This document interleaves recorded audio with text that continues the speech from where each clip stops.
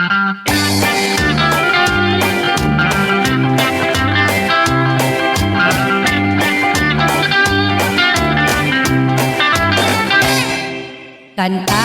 kang kalaki sa upgrade na kalibutan. Ang tanan gipa-asenso sa high-tech na kahimanan. Karon wala na'y hasol, ang tanan feeling hayahay. Dali lang nga buhaton, labi na pundo na kay wifi. Online na ang muhimo sa tanan na kalihukan.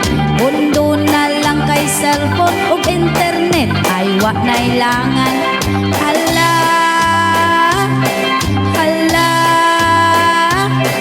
ang among silingan nag-shopping na sa TikTok, sa Lazada ug sa Shopee pa. Karon iyang parcel nag-abot na. Anak sa akong kumari, dunay exam sunod semana. Kay lisod man daw ang answer, si Google ang ipangutana. Atol sa ilahang klase, adunay quiz ang ilang maestra. Sige ra og nganga-nganga, kay nahutdan daw siya og data. Hala, hala, si lolo ug lola nag-away na.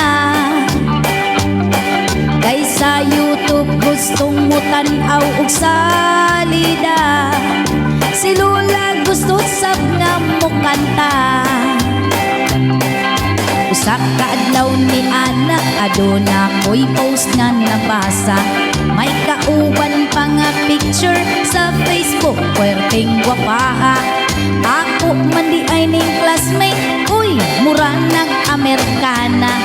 Ay pastilang buanga, sa photo labra di ay ni gwapa. Hala,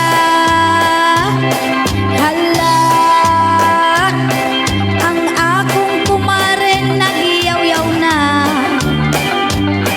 Kay ang sweldo ni kumpare gi-Gcash ra. Nadaot ang system, wa ka kubra. Oh no!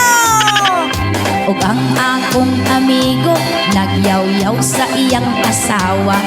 Kay di ka maumang loto, sige order sa karinderya.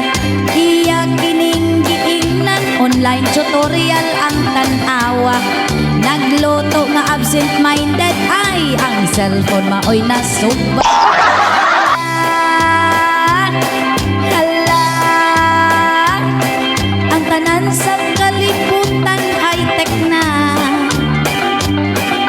Apan peligro lamang kung mag-shutdown na. Dili na ka-access magminghoy na. Impas yun ang tanang transaksyon ta. Balik ta sa basic ang sa una.